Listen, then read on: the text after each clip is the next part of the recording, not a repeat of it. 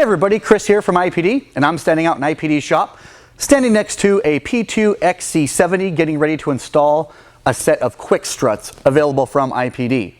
If this video doesn't directly relate to you or your model, make sure and check out our website because IPD continues to add applications and brands and variations of quick struts for multiple Volvo applications. Now, replacing the front struts on your Volvo can become a very costly job, especially if you're having an independent service center or the Volvo dealership do it for you. If you were a savvy person looking for parts, you could go to our website and then you would have to go find all the components that make up this front strut assembly for your vehicle.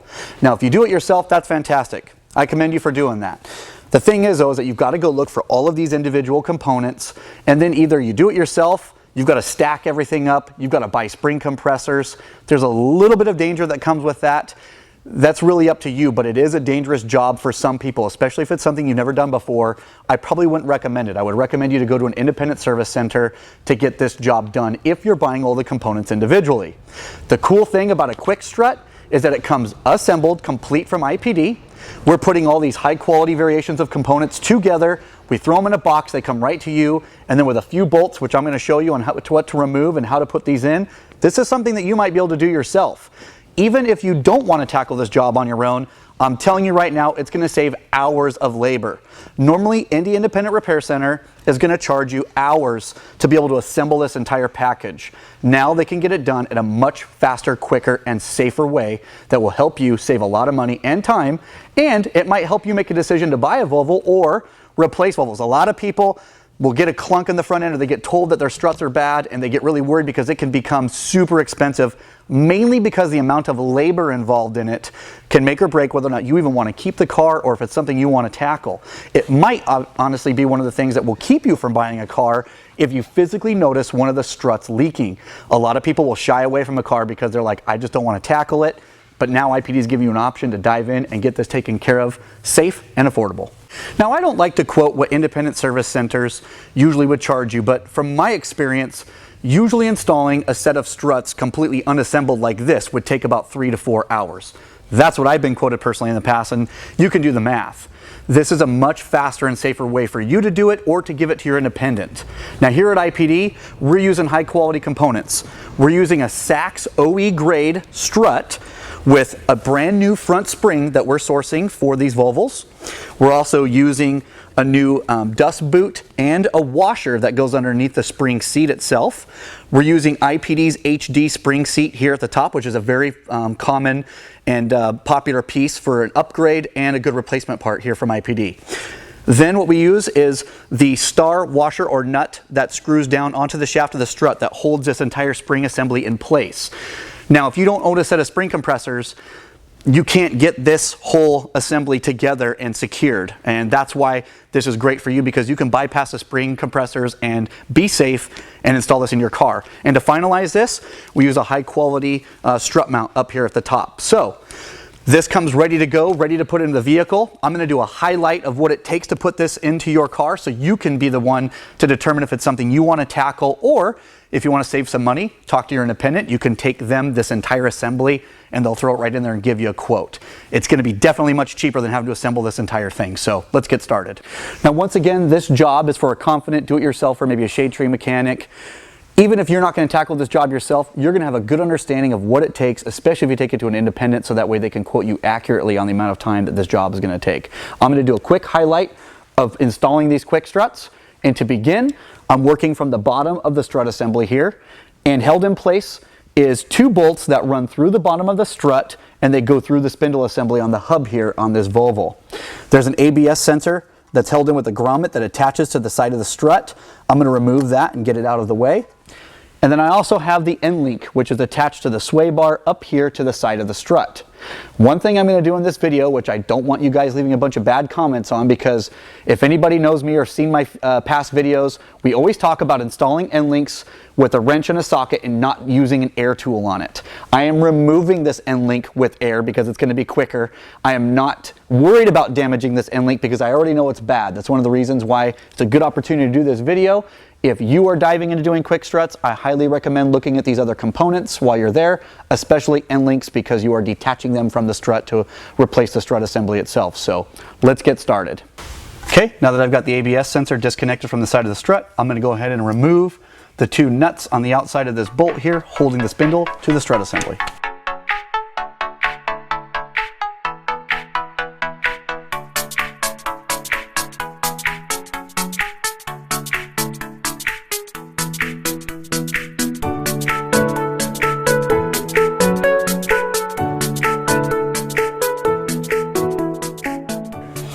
Now that I have the two bolts removed, you definitely want to be aware of the strut as you start to tackle the top three bolts. That's all that's left other than the end link bolt here. Once you take the top three bolts off, this whole strut assembly is going to want to fall down. You want to be careful because your CV axle boot is right below the strut assembly. So you either want to have another body down here maneuvering it or holding it, or you're gonna have to get creative while you're undoing the top three bolts and pushing this strut assembly aside so that way you don't damage a CV boot. Just a quick note.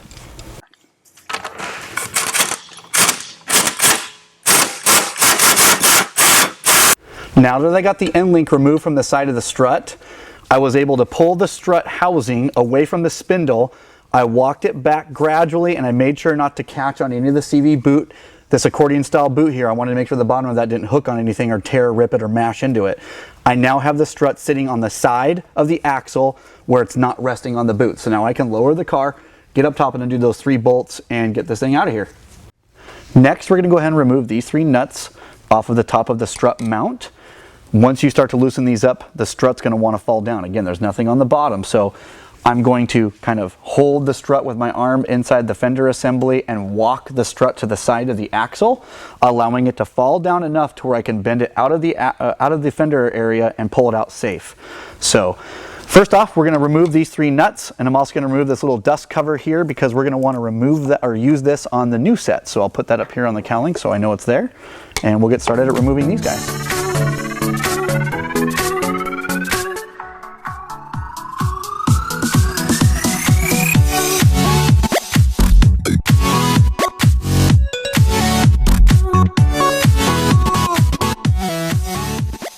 Now that I've removed the top three bolts on the inside of the engine compartment that will hold the upper strut mount bearing to the vehicle, I'm going to wrestle this thing out, being aware of the brake line and the ABS wire here.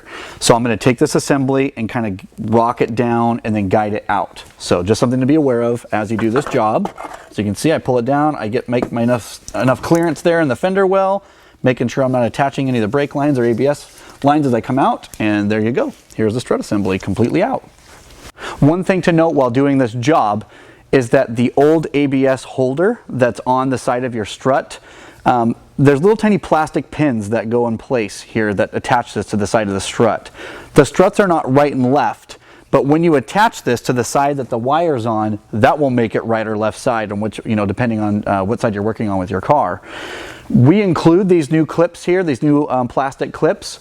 Normally a lot of people try to remove these from their old strut and they end up damaging them or breaking them, or the pins break. So we just went ahead and threw two of these inside each kit for you. You will have to use a small dowel or a small screwdriver, something to press the pin down inside of the middle here.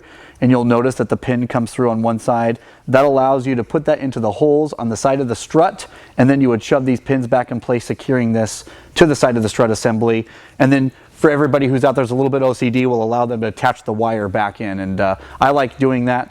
A lot of people, you can let the wire flop around on the side. It's not going to hurt the car, but it's always good to secure it in place where it belongs.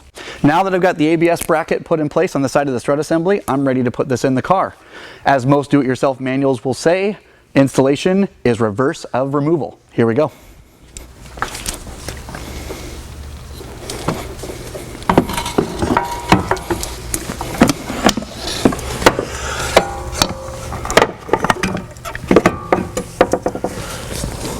Now that I've got the strut in place and the upper strut mount studs are through the top and we have nuts on them holding it up, I'm going to go and lower the car and get those snug. I'm not going to crank them down all the way, but I'm going to get them snug, and then I'm going to bring the car back up so I can align the housing of this strut with the spindle. So we're going to do that first. Now, in order to get the two bolts back through the spindle and through the strut assembly, it's a little bit difficult going in. And the reason why is it's really going to depend on the condition of the bushings on your control arm. Now these control arms on this car are brand spanking new. It just got a brand new set of control arms about a couple days ago, and basically you're fighting the rebound on those bushings. The control arm wants to come up, which is making it more difficult to align the spindle through the strut. So in order to do that, we've done our chain tool here that we've used at IPD. A lot of times, you know, shops and stuff like that have different tools to be able to have leverage to push down on the control arm. I'm using a long jack handle. You can use a crowbar or something like that to go through the chain, rest on the subframe, and give me some leverage while I align the two bolts up with the strut assembly and the spindle. So I'm going to do that now. Here we go. Come up, come up, come up, come up. Locked in place. Perfect. Okay, we're good. Now that I got the two spindle bolts put in place, I haven't secured those on the bottom, but before I forget, I'm going to lower the car and go ahead and complete the top up here by tightening down the 3 nuts on top of the upper strut bearing. Now these are 13 millimeter on most applications. Usually it's only like 8 to 20 foot-pounds. Don't go overboard on it. You don't want to snap this stud out of the top of your upper strut bearing. So I'm going to go ahead and snug these down just a little bit. About 18 pounds is good to go. Good luck. Now, a lot of people are going to be asking about torque specs on the two spindle bolts here. Based on the application, we're doing a video that's very broad across multi-models that will be similar to this process. Even though we're working on XC70, it's calling for 77 foot-pounds plus another 90 degrees for the torque specs. That's going to vary. I know a lot of you guys are going to check out this video and I'm going to put out those specs and you're going to turn the cheek and go ahead and zap these things down by air. So do what you will. But again, the torque specs, I would double check the application for your car and make sure you get them correct.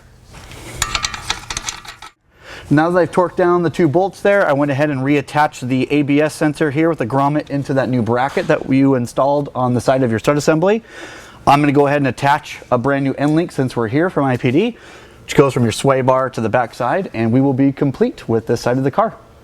All right, well that wraps things up for the IPD Quick Strut overview installation here. Stay tuned to our website. If there's an application you're not seeing, more likely we're going to be adding it soon. We're in the middle of adding multiple applications for different Volvo models and different variations of quick struts for those models. For people that want to upgrade the front suspension of their vehicle, we're going to have quick struts with upgraded shocks and struts such as Konies and Bilsteins. And like always, if you like this video, make sure and subscribe to our YouTube channel. Make sure and like all of our social media channels such as Facebook, Instagram, and Twitter. We look forward to hearing you. Take it easy on me. Like I said, I was just doing a quick overview to help out all my fellow Volvo enthusiasts out there looking to save a little bit of money or possibly go into an independent with a little bit more education behind your belt on what it takes to install one of these things complete to save you money on your labor. So if you have any questions, you know where to find us at ipdusa.com, or you can contact us at 800-444-6473. Thanks for tuning in.